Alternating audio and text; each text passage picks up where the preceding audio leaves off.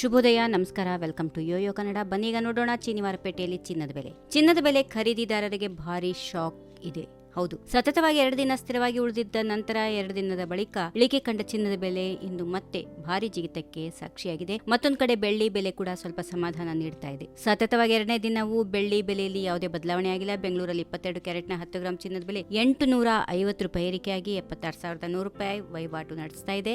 24 ಕ್ಯಾರೆಟ್ನ ಚಿನ್ನ 10 ಗ್ರಾಂಗೆ 920 ರೂಪಾಯಿ ಜಿಗಿದು 83,000 ರೂಪಾಯಿ ವಹಿವಾಟು ನಡೆಸುತ್ತಾ ಇದೆ. ಇನ್ನು ಬೆಳ್ಳಿ ಬೆಲೆ ಕೆಜಿಗೆ ಯಾವುದೇ ವ್ಯತ್ಯಾಸ ಇಲ್ಲದೆ 99,500 ರೂಪಾಯಿ ದಾಖಲಾಗಿದೆ. ಬೆಂಗಳೂರು, ಮೈಸೂರು, ಮಂಗಳೂರು, ಬಳ್ಳಾರಿ ಮತ್ತು ದಾವಣಗೆರೆ ಸೇರಿದಂತೆ ಕರ್ನಾಟಕದ ಪ್ರಮುಖ ನಗರಗಳಲ್ಲಿ ಚಿನ್ನದ ಬೆಲೆಗಳು ಹೆಚ್ಚು ವ್ಯತ್ಯಾಸ ಇಲ್ಲದೆ ಒಂದೇ ರೀತಿಯಾಗಿರುತ್ತವೆ. ಚಿನ್ನದ ದರವನ್ನ ಪ್ರಭಾವಿಸುವ ಅಂಶಗಳು ಈ ರೀತಿಯಾಗಿರುತ್ತವೆ.